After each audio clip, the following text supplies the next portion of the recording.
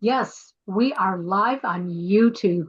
This is Karen with newclevelandradio.net, and it's time for What in the World with Paul Seaburn and his sidekick, John Donalo. And it's a Tuesday afternoon at 3:30 p.m., and it is November the 11th, so happy Veterans Day. I think we're allowed to say happy Veterans Day because we're Yeah. happy for all the veterans. Okay, I just didn't want to be, saying the wrong thing. And I'm just glad we're all together. And Paul, what are we going to talk about on What in the World today?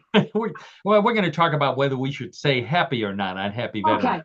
Okay. That's an interesting question, Karen, that I never contemplated before, and now I'm not going to get it out of my head. Uh, but it is Veterans Day. Thank you, everybody, for your service. Yes, what is it? November 11th. We are live. We are in Northeast Ohio, Cleveland, Ohio, and by we I mean the participants of what's the name of the show? What in the World? Everybody's favorite weird news podcast. Real news, sometimes strange, always funny. That's our motto. I'm Paul Seaburn, your host. Thank you for joining us. If you joined us on the various ways, you may have found me on Facebook. Thank you for coming via that route. Many of you know me from Mysterious Universe, where I am the editor and the head writer for all the various paranormal stories that mysterious news stories that Mysterious Universe is famous for. If you found us some other way, let me know how that was, because we always like to know how people find us, how you stumble across us. We're on YouTube, so please check us out on YouTube. Follow us, subscribe. That's the word for it. Subscribe. Subscribe on YouTube. That's right. You can follow us on Facebook. You can. I think I have a few more friend slots available. I don't have enough friends. 4,950 friends is not enough. I don't understand that, but that's the way it goes. Okay, what are the those other voices you're hearing in your head? Well, in your ears. I'm the only one who hears them in my head.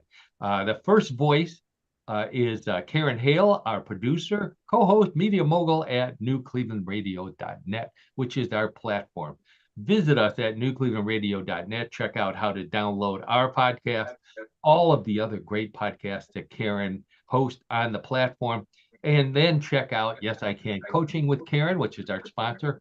And also, I believe you get some information on Cassandra Kubinski. I love that name, Cassandra Kubinski. It sounds like a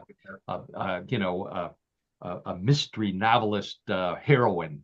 Yes, she does. But she's a musician, and she's a wonderful musician. She's our sponsor.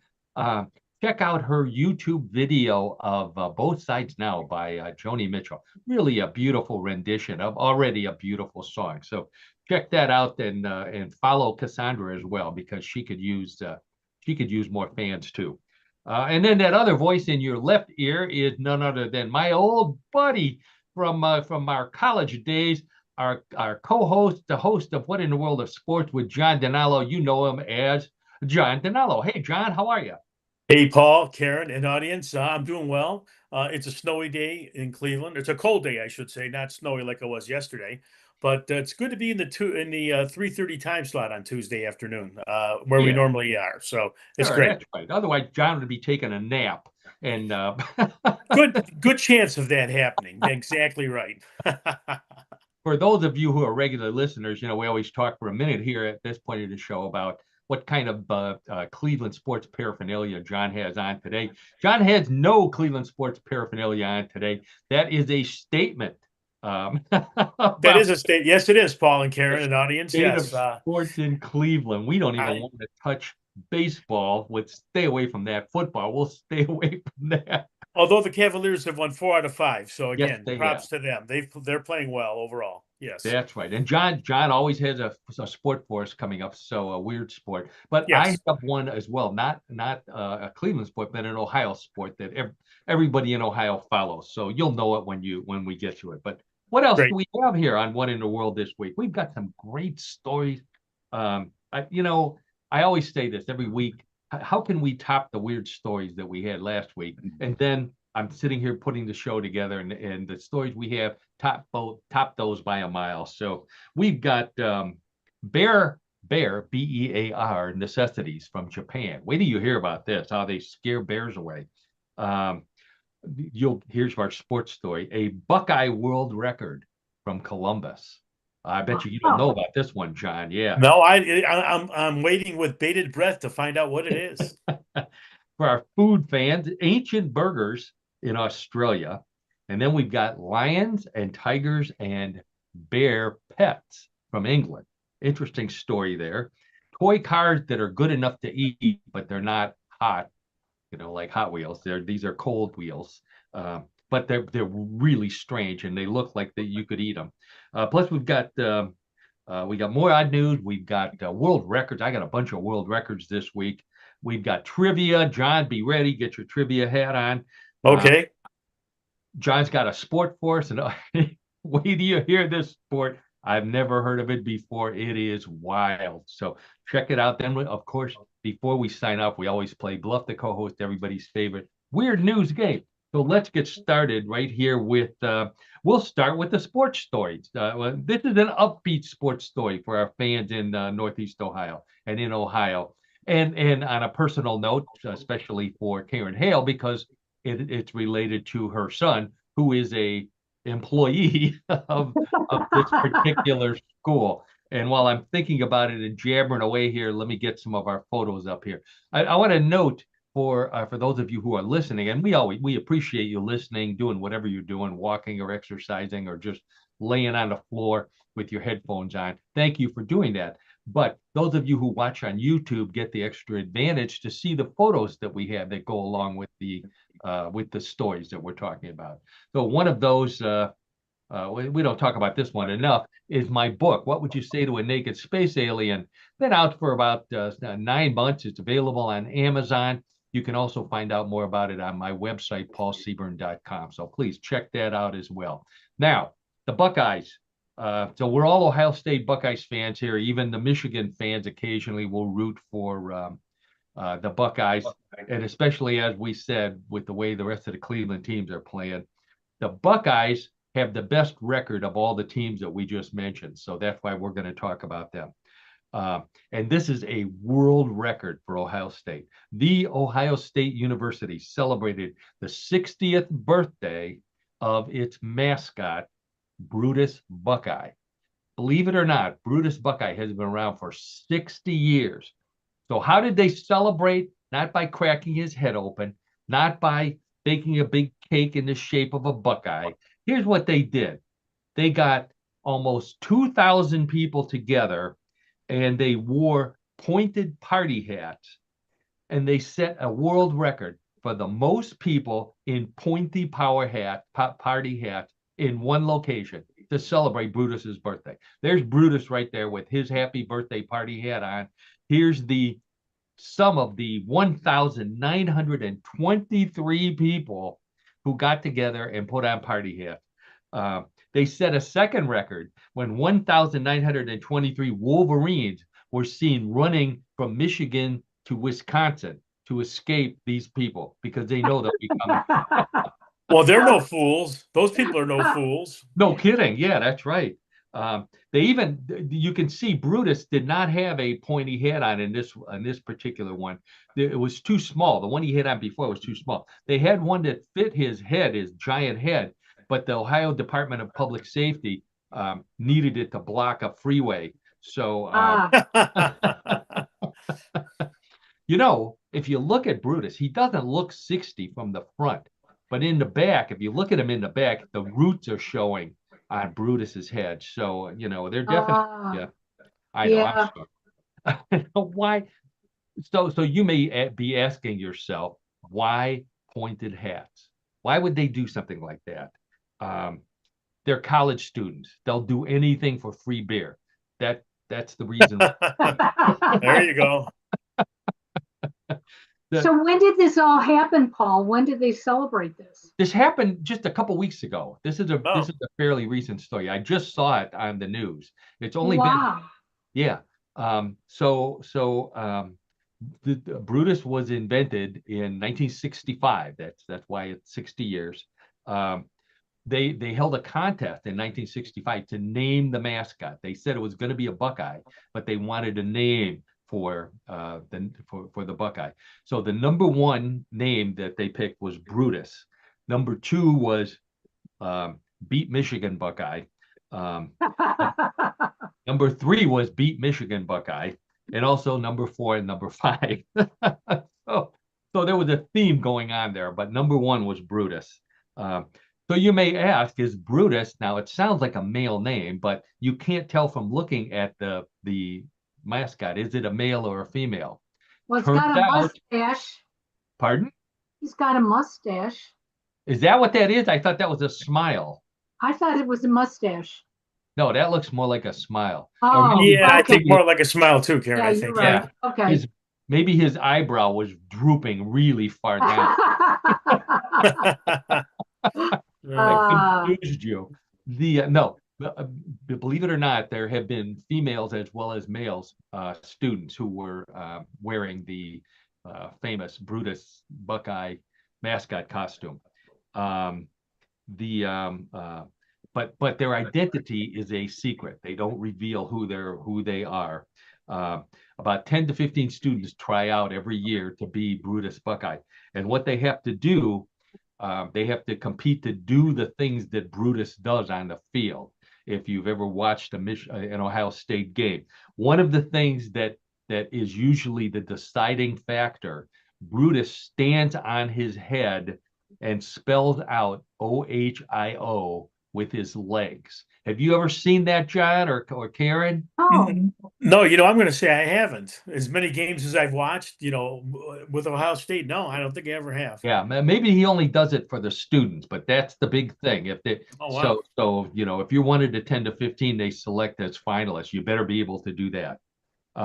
Fun fact about Brutus: the people who wear the Brutus costume, the mascot people, earn a partial scholarship, which is paid for by donations. It's not even paid for by the school; it's paid for by donation. So you get a partial scholarship. It's like being on the football team without having to sweat in the gym.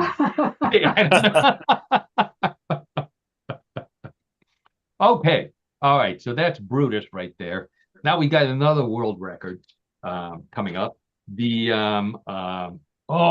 was a very popular story on Facebook this week. So this is a makeup artist. Her name is Holly Murray. Set a Guinness World Record for the most rhinestones stuck to your body.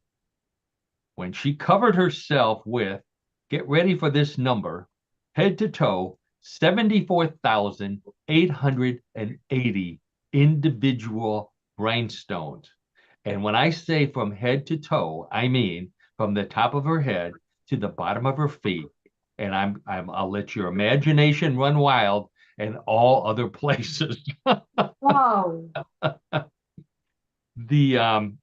She applied most of them herself, she said, but the ones above her eyes were glued on by a guy by the name of the Rhinestone Brow Boy. No. That was for you, John. The Rhinestone Brow Boy. So you may be wondering how she got rid of them. She washed them off in her shower. And shortly after that, she got marriage proposals from sewer workers around the country. Seeing these rhinestones going down, they wanted to meet this girl. Wow. Rumor has it she wore the rhinestones while sitting on a horse, causing Glenn Campbell to spin in his grave. You remember, right? He was the Rhinestone Cowboy. That was his first big hit, I think. So she wore a skull cap. She didn't shave her head. It looks like she's one picture. It kind of looks like she has a skull cap on. I hope she wore a bikini. I didn't believe it or not. I did not magnify the picture enough. Many of you think that I would do something like that, but no, you have me confused with one of our other fraternity brothers. They didn't say what kind of glue she used either. So I'm thinking somewhere over the Rainbow Bridge, there's a horse who said, well, at least I gave my life for a good cause. Oh my God. Oh, Yeah. Can Oh, you So she admitted after it was all over, she's standing in front of the Guinness World Records sign there. She said after it was all over, she was looking forward to showering to get all of the rhinestones off of her skin so she could climb into bed. I'll tell you what, I know a lot of guys who would pay a lot of money for her to leave the rhinestones on for another hour or so. Yep, probably. oh boy. Not us, but other people. Okay, this story comes from Australia, and this is another interesting story here. Get your trivia hat on, John. Australian guys, Casey Dean and Edward Nitz, set the Guinness World Record for the oldest McDonald's quarter pounder sandwich. Oldest McDonald's quarter pounder sandwich. There it is. They have kept in its original wrapper since they bought it in 1995. That makes it 30 years old, a 30-year-old McDonald's quarter pounder. It's never been refrigerated. They said it doesn't smell, but the burger has shrunk a little. Haven't we all? But they also, believe it or not, they have the original receipt that they use to prove that McDonald's clerks once knew how to make correct change. They don't do that anymore. I don't know. You just use a machine or an algorithm or something. This hamburger is so old. The Happy Meal toy that came with it was a rock. Oh, It's so old. The grease stain on the wrapper is now healthier than the burger itself. And they said the guys that have it, they said that it's no longer food, it's an artwork. was there a reason why they didn't refrigerate it? Believe it or not, I wasn't going to cover this, but it's a good question, John. They were in high school, I think, when they bought it. And he just decided he didn't want to eat it for some reason. So he left it on his desk in his room. And his mother kept telling him to throw it away. So, of course, tell a teenager to do something, they do the opposite. So he left it there. Yeah, he just left it there. He just decided that was where it was going to be. And since then, they have passed, they've moved it to other rooms and they've taken it to other places where they've moved. But it's always been non-refrigerated, just kind of to keep the tradition going, I guess. Okay. That's odd. Odd is the one word I would choose. So they call it art, which, if this is art, it's a good thing they didn't keep it at the Louvre, where they had all the burglary going on, right, John? Yes, right, Paul. If I'm a burglar, right, go with me here. If I'm a burglar and I'm loading up on jewels and I see a hamburger, I don't care if it's art or not, I'm going to grab it for something to munch on in the getaway car. Wait a second, though. What about the Hamburglar? Oh, the hamburger! Oh, that's good. Another suspect in the Louvre. I would think so, right? The Hamburglar. There you go. Maybe he was looking for the hamburger. He heard it was a work of art. But they said that McDonald's. So of course McDonald's had to weigh in on this. So McDonald's says the hamburger's longevity is likely due to it being in a dry environment that inhibited the growth of mold and bacteria. However, no 30-year-old French fries. Why? Because nobody ever leaves French fries behind, not McDonald's French fries. They just taste too good. Okay, so here's your trivia question, John. First quarter pounder came out in what year? I'm going to say quarter pounders came out in 1975. Very close. 1971. Oh. Wow. Fremont, California was the first McDonald's that came out with the quarter pounder. The owner there decided to try something new. What do they call this sandwich in countries that use grams instead of pounds?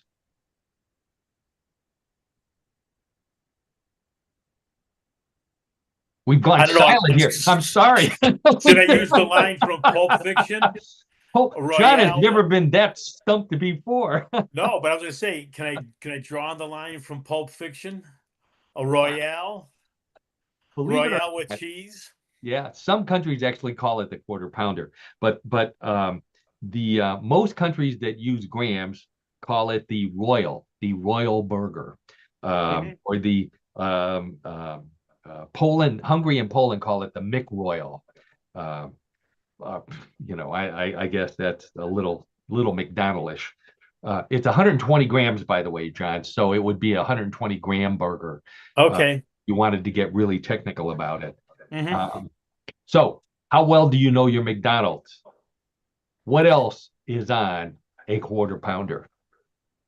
Not a All quarter the pounder with cheese, quarter pounder. all the ingredients. Yeah, yeah. Yeah. So you have the burger, right? Oh, okay. I'll give you that one.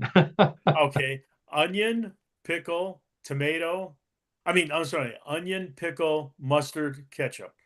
Oh, very good. Very good. Yeah, no tomato, no tomato on the Hmm. thinking of the Whopper, I think has a tomato on it. Yes. Yes. Very good. Okay. All right. So John mentioned before that we just had our first snowfall in Northeast Ohio, which means that by next week, John will be switching to his flannel Cavaliers jerseys. Yes, I good chance of that happening, everyone. Good chance of that. So another place that's cold and snowy is Switzerland. A Swiss company called Snow Tunnel built a ski training facility with a 4-story high rotating barrel, like a hamster wheel that spins so that skiers can continuously ski while this thing is spinning without ever having to go outdoors or into real snow. So they can ski all year long on a giant hamster wheel. For the full hamster experience, they also, anybody who's on the wheel and doesn't fall down during the entire spin gets a pellet. So just like a little hamster. The walls, by the way, the walls have mounted water bottles and a wooden chip floor. So if anybody needs to, they don't even have to go to the restroom. Just do it like a hamster does. Uh, Problem is, though, neighbors are complaining. Neighbors near the mountain that this is on, that they can't stand that squeaking noise. It's just driving them crazy. So, Oh boy. Uh, So it's on a so mountain. It's so and it's outside. This is this is okay. This is an artificially intelligent rendition of the wheel on a mountain, but it's actually in a building. The building has to be at least 4 stories high because that's how big it is. Uh, okay. and but the snow, it's not real snow. It's from a snow gun. So obviously they don't go out and shovel all the snow and bring it in. They have snow guns like they do on snow ski slopes in the United States. Hmm. Okay.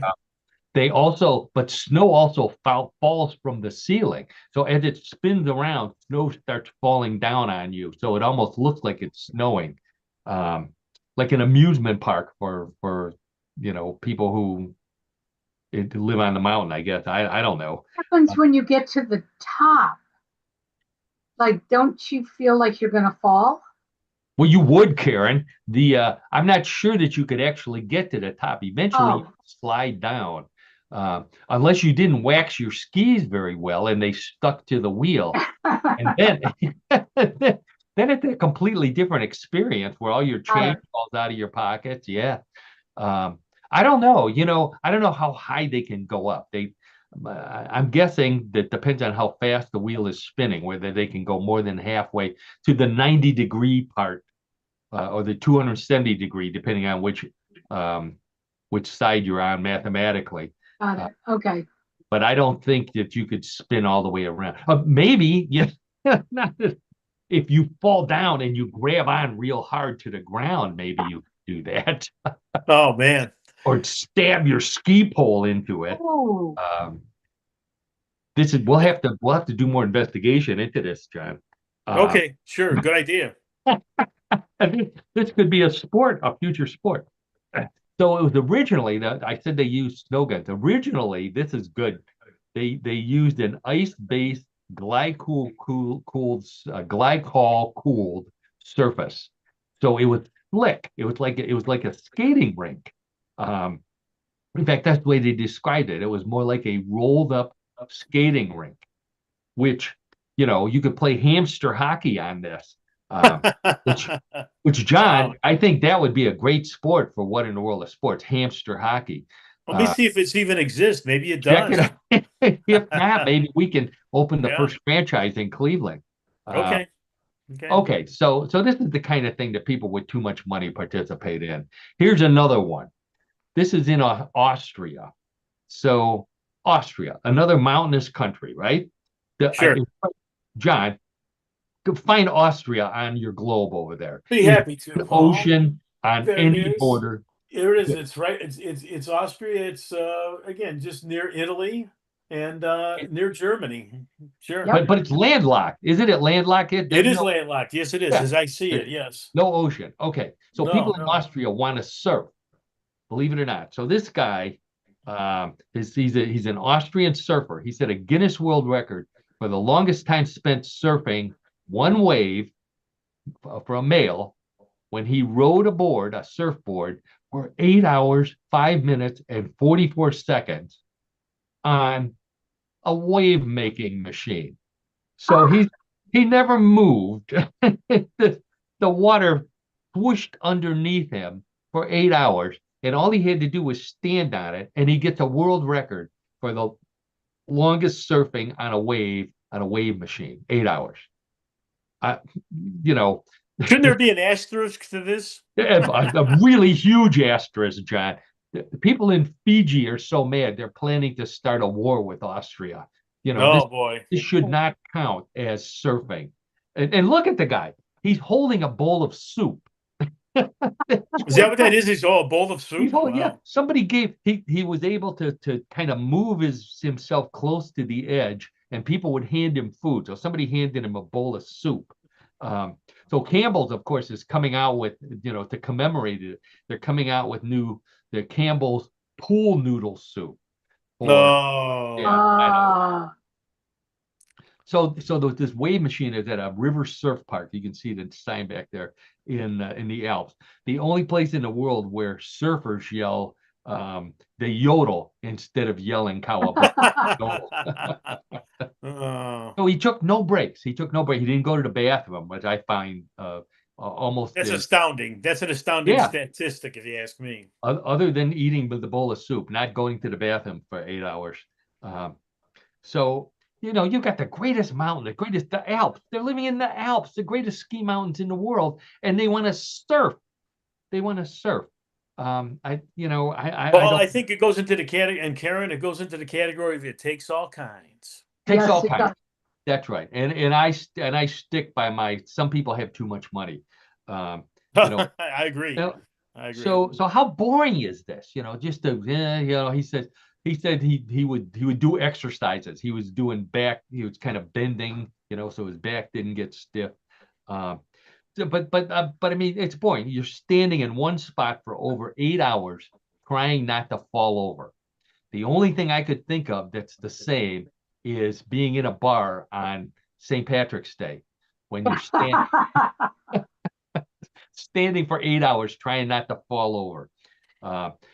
Now, I was trying to think of a bar that we used to go to, John, when we were in college, where you would also stand for 8 hours and not fall over. What bar had drink and drown night?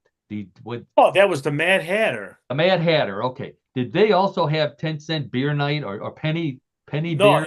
it was Drink or Drown Wednesdays, and that's when our fraternity would go there on Wednesday night. It was, I think, $3 for Drink and $3. Drown. $3 for all you can drink. All you could drink.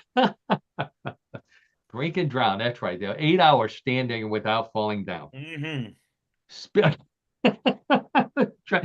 John is savoring the memory. Yeah. Yes, I have several memories of being in the Those Mad were Hatter. you can't even buy a fishbowl or a glass of beer for $3 now. Right, right. Speaking of beer, though, this is a good one for you, John, and all the beer drinkers out there. What's the oldest beer in your house today? Oldest beer in your house, John? Like What's the maybe oldest?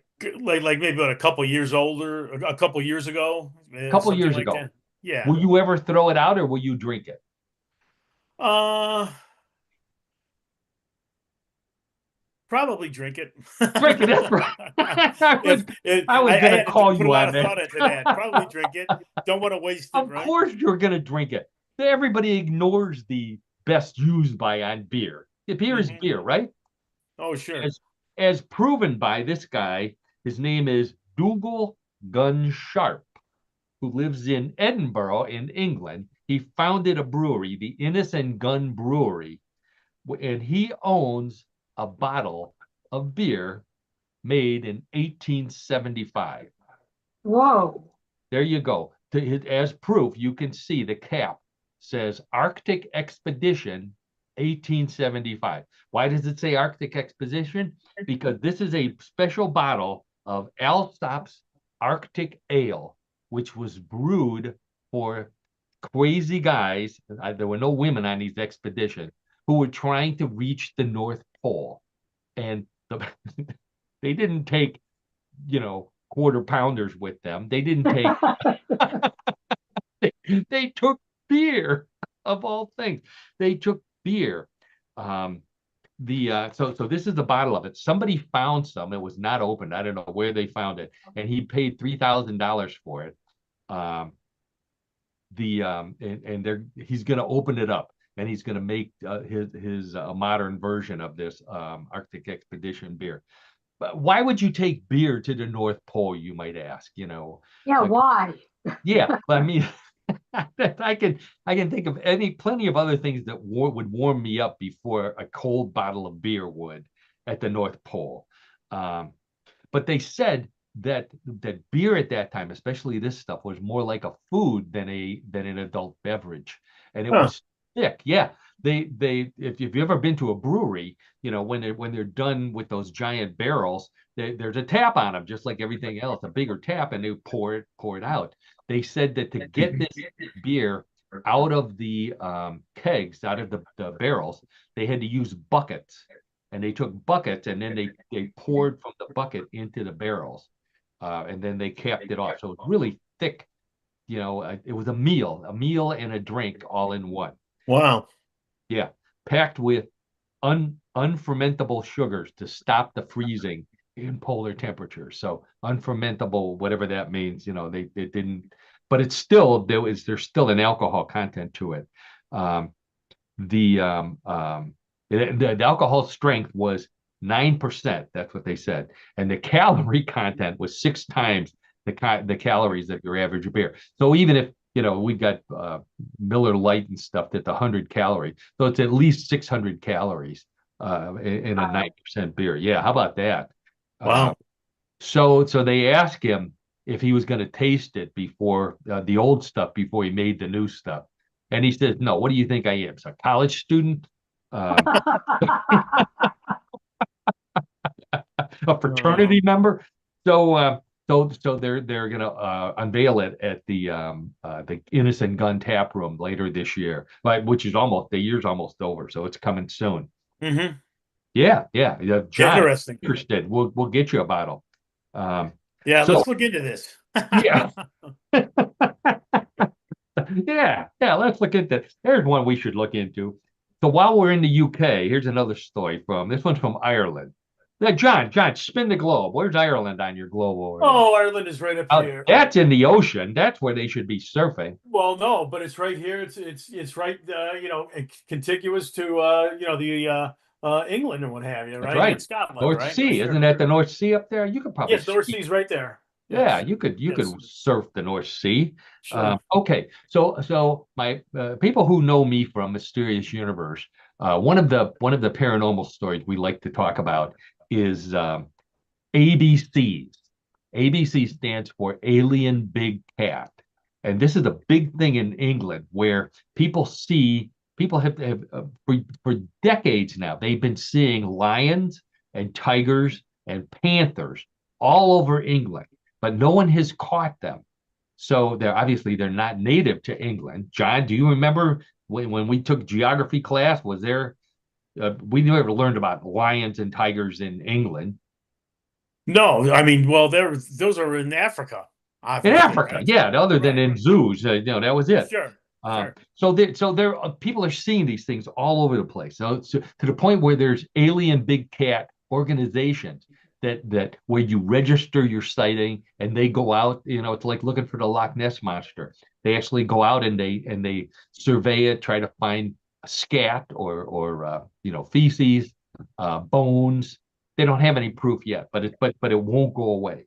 So people are always seeing them, including a truck driver, and this was a huge story on Facebook. Truck driver hauling timber through the Mount Shannon in Ireland posted a video of what he described as a lion-like animal. Here's a picture from the video. A lion-like animal, that's from the rear.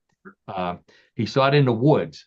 And at the same time, there were workers in the woods who also said that they saw a lion-like animal, which caused a panic, of course, because they put it up on social media. So all these people are calling the police. There's a lion in the woods in Ireland, um, and before someone finally posted a picture of it from the front and the side to show that it was a giant Newfoundland dog that got a really bad haircut. Yeah, look at that dog. So Oh boy. cute.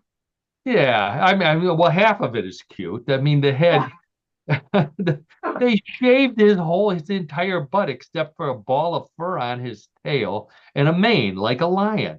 Um, the if I'm not mistaken, I heard a story a long time ago that this is what happened to Art Garfunkel.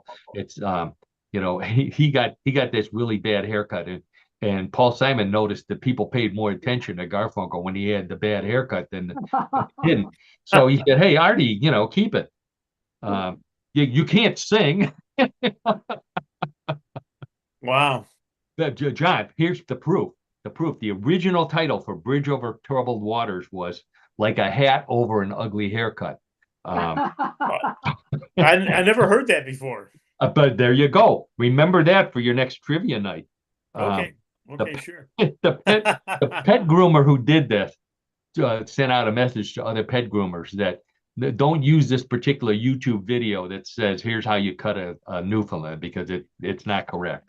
Because that's what you end up with, is a poor dog like that. So speaking of Irish Lions, John, I don't know if you remember this. We saw the Irish Lions open for stray cats back in the day. You remember that? I'm trying to remember, but no, it's fuzzy for me, unfortunately. Fuzzy. That goes with the cat theme. Are you a fan of Stray Cats, by the way? Oh, Stray Cats, very good rock. Yeah. Who's the lead singer? Rockabilly, yeah, sure. What's the lead singer's name? Brian Setzer. Brian Setzer, very good. Okay. What was their two big hits? One's easy. It's the name of the band. Stray Cat Strut. Right. And the other is We're Gonna Rock This Town. Gonna rock this town, rock it inside out. All right. So the dog's name, getting back to the dog, his name is Mouse. The poor dog. Of course. His name is Mouse. The poor dog, besides he has his bad haircut, he has a sign in front of his house that says, "Beware of Mouse." How embarrassing is that? Yeah, really. Poor dog. Okay, so we got a food story from Japan, but unlike any food story that we've ever talked about on this show, the hot new thing in Hot Wheels knockoffs in Japan is cars in the shape of pieces of sushi. There's some pictures of them. One that looks like the body of the car looks more like a bus, is the rice, and then the roof is a piece of sushi, a salmon or a tuna. I don't know what there's a shrimp in there someplace. They said that they're really popular with the Japanese, but American tourists who come there, all they want are stingrays and barracudas. Kind of makes sense, really. Yeah, American cars, right. The box, I think that's the box over there. It's in Japanese. It says choking hazard, and there's also a number of a good dentist on there in case anybody just try and bite into them. The closest thing Hot Wheels ever came out with the closest thing to a sushi car. They had a soccer mom van that where the whole back seat was full of Long John Silver wrappers. Uh, Oh Smelled like boy. a piece of sushi, but not really sushi. Which got me thinking, though, that this could be a good idea in the United States. They have these sushi bars. Now, I've never been to one, but and I like sushi. I don't love sushi, but they have them on conveyor belts now. So you don't. This is how lazy we've become. You don't even have to go to talk to the chef or go to the buffet. You just sit at your seat, and a conveyor belt goes by, and as you see the piece of sushi that you like, you pull it off. That's it. Have you? Wow. That sound appealing, John? No, not really. So here's my thought: to combine Hot Wheels and the sushi conveyor, and you get those Hot Wheels loop the loops that the kids put their Hot Wheels on to get them Oh yeah, spinning really sure. fast. Yeah. So you tell the chef, I want the one with the shrimp on it, and he puts little wheels on. Maybe he makes them out of Cheerios or something, and then he puts it on the Hot Wheel track and zips it down, and you open your mouth, and he aims it right for you and shoots the car of sushi into your mouth. There's Oh a jeez. restaurant idea. How about no? No. I mean, Karen, it would be in your stomach before you had a chance to choke. So, just the speed and the angle. I know I thought about this way too much. That's Yes, part you of my problem. That's my lovely wife says. Okay. Also from Japan, bears. I can't believe this. Bears, not panda bears, that's China, but Japan. Bears are becoming a problem in Japan. So much that the government of Japan issued a warning to children who are walking to school when there's bears around. What did they want to tell the kids to do? They told the kids to carry an empty bottle of water. And if they see a bear, to crinkle the bottle of water. And the sound of crinkling plastic scares the bears away. really. Yeah, that's what I said, Karen. It's hard to fathom that. Crumpling. These kids are also going to find out that crumpling doesn't make the bears run away. Instead, it makes them laugh. Um, it just makes no sense to me. So this comes from the Ministry of Education, Culture, Sports, Science, and Technology, which will soon be known as the Ministry of Education, Culture, Sports, Science, Technology, and Apologies. Oh boy. And if crumpling doesn't work, if you crumple it and the bear keeps coming, what you can do is you can use the crumple bottle to point to your friend that still has their lunch in their backpack, and maybe the bear will go after them and get the sandwich or the sushi or whatever they have for lunch. So who lets their kids walk to school when there's bears around? I Well, you yeah, that's the beginning. That's the starting point. That doesn't make any sense. Yeah, all three of us and many of our listeners grew up in areas where there were squirrels and possums and raccoons. But the worst thing we walked through was snow. Yep. I Oh don't. yeah, sure. Yeah, I don't think our parents would let us go if the school if they'd make us stay home or take the bus. Uh, Yeah. and they wouldn't. They'd give us a beer bottle, at least something substantial that you could hit the bear over the head with, not scare them. Yeah, true. Anyways, okay. So a couple of Bigfoot stories here. Now I mentioned this. This is for John. For those of you who listened to the show last week, we broadcast. We weren't on our regular day of Tuesday because Tuesday in many parts of the country was election day, and John is one of those dedicated poll workers. So he was busy at the poll, uh, doing things like passing out stickers to people who voted. Now, John, I don't believe that you passed out a sticker like this, but these are stickers you need to get for next year. These come from Idaho, from Ada County, Idaho, where if you voted last Tuesday, you got an I voted sticker with Bigfoot on it. How about that? Oh, yeah, I Oh, see. Yeah, in the yeah. background. Right. Yeah, Sure. the silhouette of Bigfoot in the background. Mhm. So they change it every year, but they said that this year this was Bigfoot came up this year, and everybody thought what a wonderful idea it was, and they said it was a really popular sticker. So they may keep it now because maybe they'll get more people to vote if they get a A Bigfoot big, sticker for voting. yeah. I'd vote 2 or 3 times. There you go. Uh, Or reason to vote. That's it. So so we were talking before the show. As I mentioned, I like to post stories to test them out on my Facebook page. So if you're a friend of mine or you follow me, you'll see some of the stories we'll be talking about and some of the jokes I may have tried out. This was one of the most popular stories I have ever posted on Facebook. Uh, this one comes from Pennsylvania. Researchers say that there was a recent sighting of a Bigfoot walking across Interstate 80 in central Pennsylvania near the Bald Eagle State Park. And these researchers, the Bigfoot Research Organization, excuse me, said this was a very credible sighting. So credible that the site where they saw it is now overrun by Bigfoot seekers and Penn State football coaches. There's a picture of Bigfoot right there. Yep, that's him. Does that look like a defensive lineman to you, John?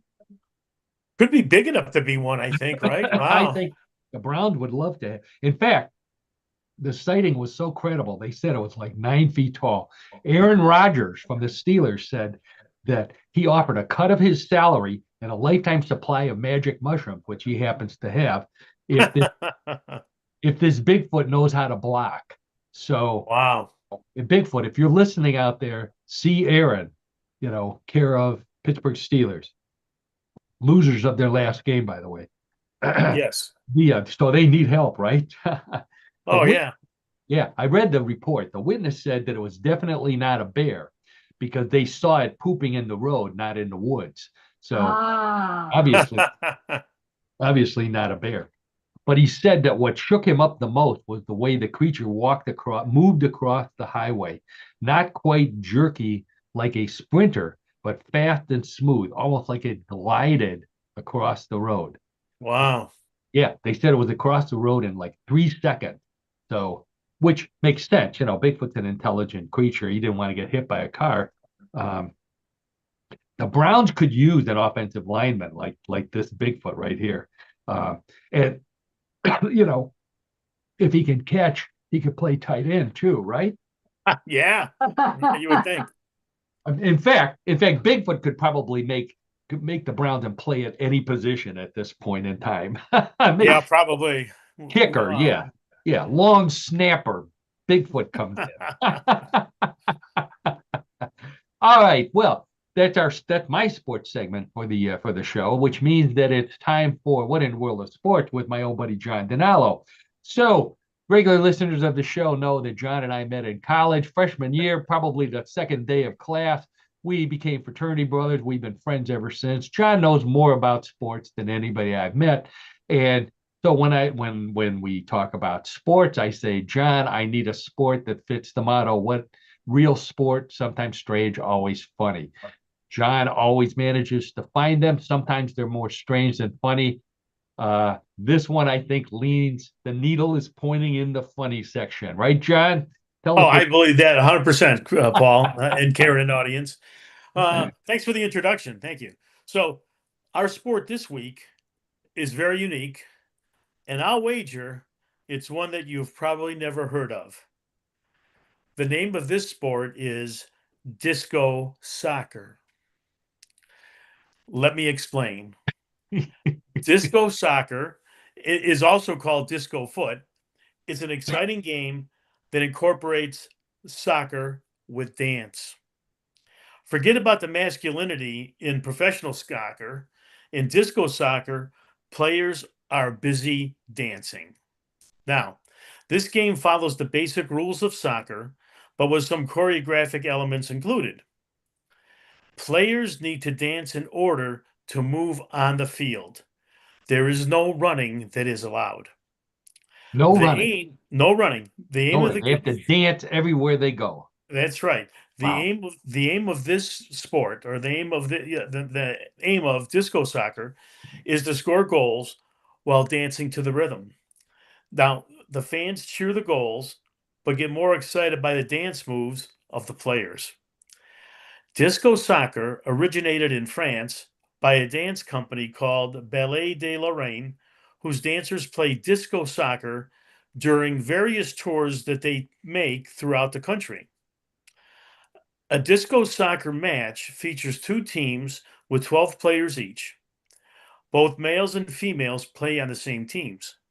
And what this does, this promotes unity and diversity and opens up more possibilities on the field of play. I guess. Now, players wear soccer jersey with some attractive golden booty shorts. And this gives the soccer field a glittering dance floor effect. The main rule of the game is that the players cannot run during the action. The only way you can move on the field is through dancing. Standing still is also not allowed. So players need to keep shimmying and moving throughout the game. A disco soccer match has two 10-minute halves separated by a 5-minute break. Halftime starts with a 2-minute choreographic stretch. Jeez.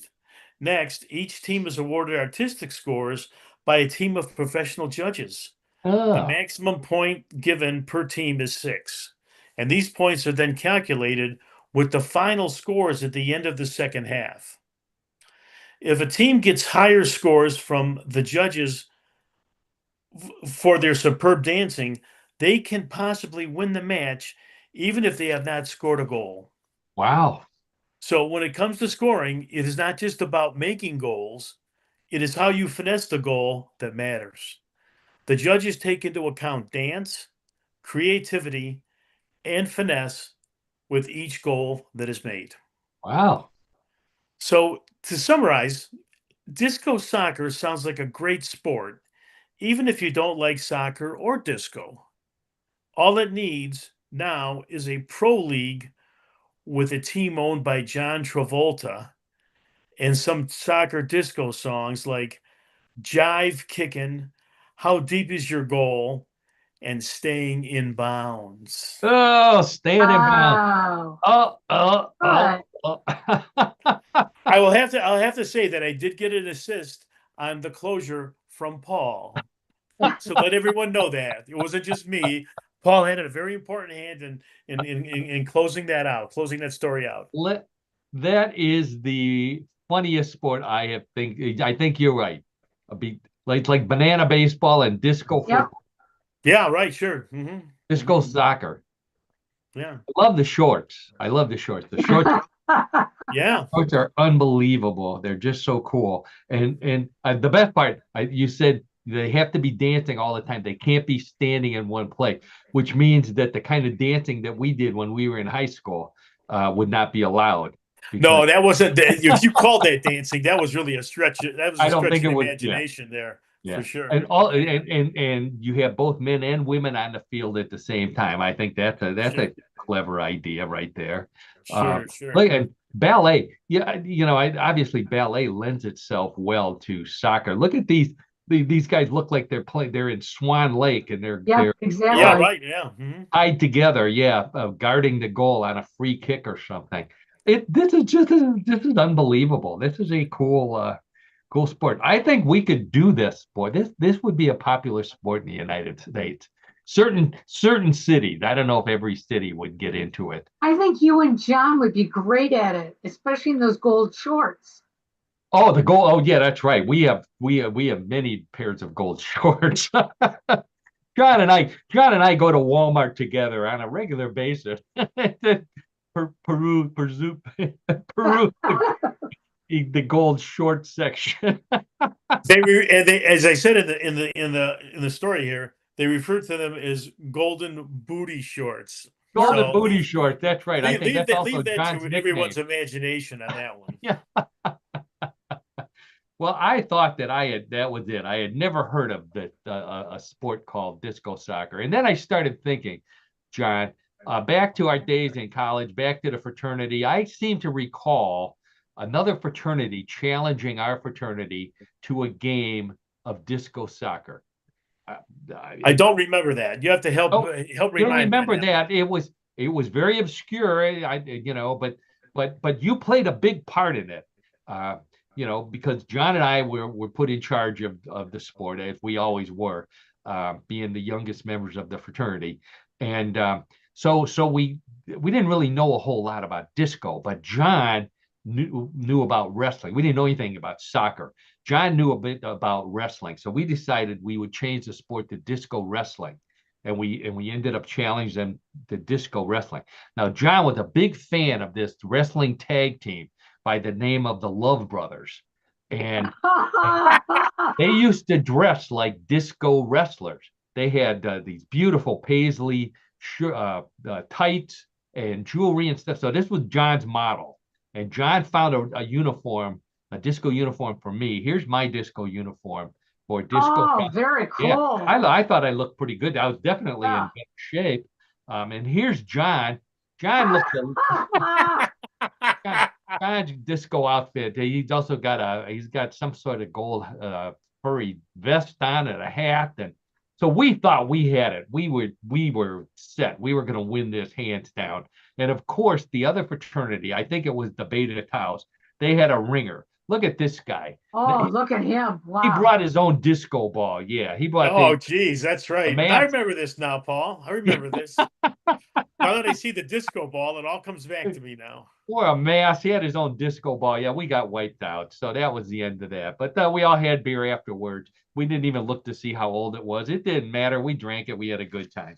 And on that note, I hope everybody had a good time with that story. John, thank you so much for disco soccer. You're welcome, Paul, Karen, and audience. Thanks. And that means it's time for everybody's favorite weird news game, Bluff the co-host.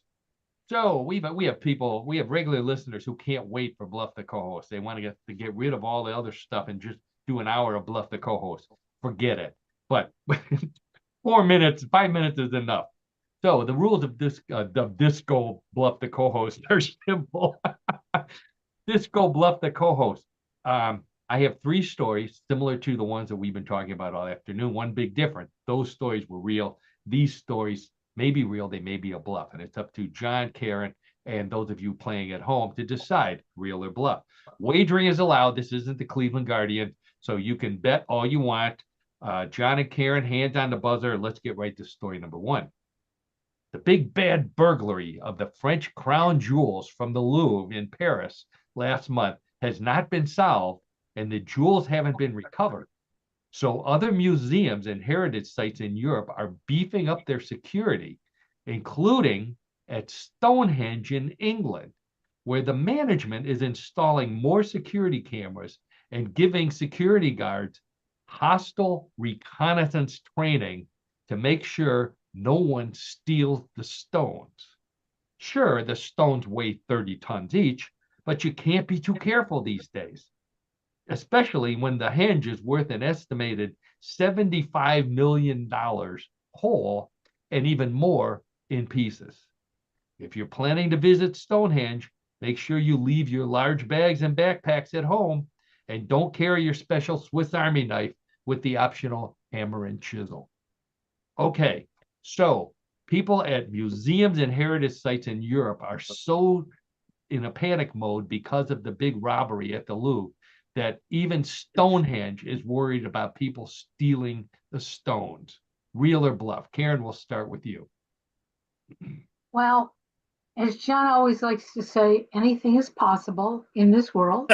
I'm going to say it's a true story, even though it sounds impossible. Sounds impossible, but it's true. Okay, Karen, we'll take that as a real. John, how about you? I'm going to disagree with Karen on this one. I'm going to say that's a bluff. I mean, how could thieves try to take a stone from Stonehenge that weighs 30 tons? That's unbelievable. That's just unbelievable. So I'm going to say it's not real. I'm going to say it's a bluff. Okay, all right. So Karen says that this is a real story. John says it's a bluff. I don't know if any alcohol was involved in this story. Let's check with the judges, and the judges say, congratulations, go to Karen. That is a real story. Believe it or not, Wow. tons, John. They're still worried that somebody's going to come in the middle of some druid is going to come in the middle Yeah, of the well, night. yeah, maybe a druid could do it. Right, exactly. Not of this world anyway, No, right? That is no. weird. Yeah. All right. So Wow. congratulations to Karen and everybody out there who picked real. John can still come back, so as everybody else can. So let's get right to story number 2. Scandinavians are hoping to revolutionize the home improvement do-it-yourself business with a new company owned by Lego in Denmark and IKEA in Switzerland. The yet unnamed company is developing full-sized home furniture like beds, bookcases, and other items in the IKEA catalog, but made out of large Lego blocks instead of wood. The Lego IKEA furniture will come with IKEA's famous instructions, which will be easier to follow since there won't be any screws, nuts, and bolts to lose. Lego and IKEA are hoping to get ahead of the shortages of wood being forecast and take advantage of a new trend to save money by building long-lasting plastic furniture. There are no plans to ship the Lego IKEA products to the United States, but that could change with the economy.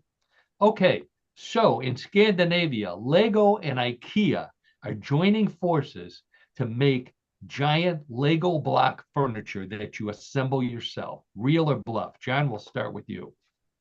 Well, I think this is real, and I could see this. I could see people doing this, regardless if there's a wood shortage or not. I mean, I think some plastic material or some plastic furniture can look attractive and could be functional. So I'm going to say it's real. Okay, all right. Even Lego blocks. Okay. All right. Mhm. So John says that's a real story. Karen, how about you? I'm going to say it's real too because I've seen models of people making furniture out of Legos. So I'm going to say it's real. Yeah. Real. So okay, John and Karen both say that's a real story. So let's check with the judges, and they say that the people at Lego and IKEA don't think it's a real story. Oh, jeez. They don't think it's a real story. No. It's a bluff. It's a bluff, John. Uh, Sorry. okay. Ah, Guess I fell for that one. I get you can make little furniture, but not Mhm. giant blocks of furniture. Sorry about that. okay.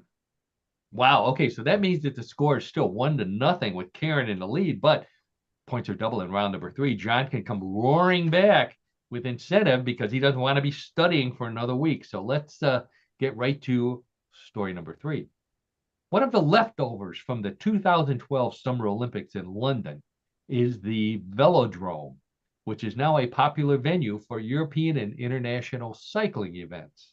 However, the annoyed people living around the Velodrome call it the Pringle because it looks like a giant potato chip. But what's worse is the farting sound the Velodrome makes every time fireworks go off in the neighborhood. Engineers say it could be due to the fact that the steel roof, which looks like a Pringle, is suspended over wooden walls which have gaps in them to provide natural ventilation, thus eliminating the need for air conditioning. Unfortunately, the sound of firecrackers goes in one side, bounces around, and comes out the other end like loud flatulence. There is no immediate cheap solution, so the locals have to either ban fireworks or change the name of the Pringle to the Whoopee. Okay. the Velodrome in London from the 2012 Summer Olympics is causing problems because fireworks come out. It makes the sound of fireworks sound like farting. Real or bluff? Karen, we'll start with you. Karen loves those farting stories. I know. I do love those farting jokes and sounds. I'm going to say it's real. I Okay. have no idea why, but it just sounds like a real story. Okay. All right. Yeah, the British, All right. Yep. So Karen says it's a real story. John, how about you? Part of me says that it could be real, but I think this is too convoluted for me. I'm going to say that it doesn't happen with these fireworks and what it sounds like. I'm going to say it's a bluff. Okay, John. John says as much as he likes Pringle, John says it's a bluff. While Karen says it's a real story. So let's check with the judges. And the judges say next time you're in London, check out the Pringle, bring some fireworks because you will hear really loud farting sounds coming Oh, out. wow. Isn't Well, that congratulations, Karen. Wow. wild? Well, thank you. Yeah, yeah. It actually does happen. And enough that it causes problems that they're going to city council and all that stuff that they do. Wow. So Karen wins 2-0. I guess it would be 3-0. Points are doubled in round number 3. Poor John. Boy, double up on your studies this week. Yeah, get back with the flashcards. Back to the That'll be flashcards. Yeah. studying this All right. week. Right. No watching football next week. No, I'm gonna be. That'll be easy to give up. Yeah. All right. Well, that means we have reached the end of another episode of What in the World. I want to thank Karen Hale, our producer, co-host, and media mogul at newclevelandradio.net for all she does for What in the World and for all the podcasts on her site. Please visit newclevelandradio.net, find out more about What in the World, how to download us, and all the other great podcasts Karen has. Also check out, yes, I can, Coaching with Karen.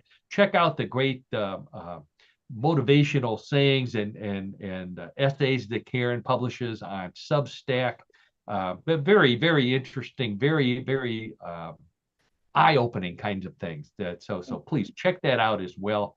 And then check out Cassandra Kubinski and her wonderful music. Karen's got links to that. Go to my Facebook page. I have links to it as well. So thank you again for all that you do. And then, of course, I thank my old buddy John Dinalo for his sports commentary, his trivia knowledge, all the great stuff you do for the show, putting up with me for all these years.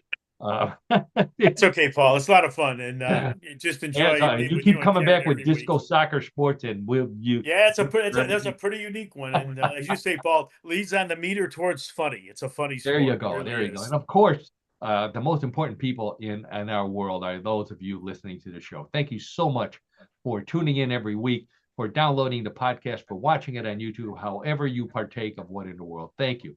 Please communicate with us on Facebook through newclevelandradio.net, through my website, paulseaburn.com. Call us up if you can figure out how.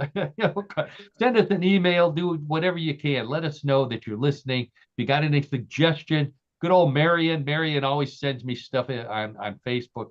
I hear from her all the time. Thank you, Marion, for your tips. And thank you to everybody else for listening, for participating. On that note, I think that I am going to head out. I'm not going outside because it's cold outside. So we'll just stay in. I guess it's winter in Cleveland already, November. It 11th. is. Yes. Well, have a great week, everyone. Yeah. Take care. Bye, everyone.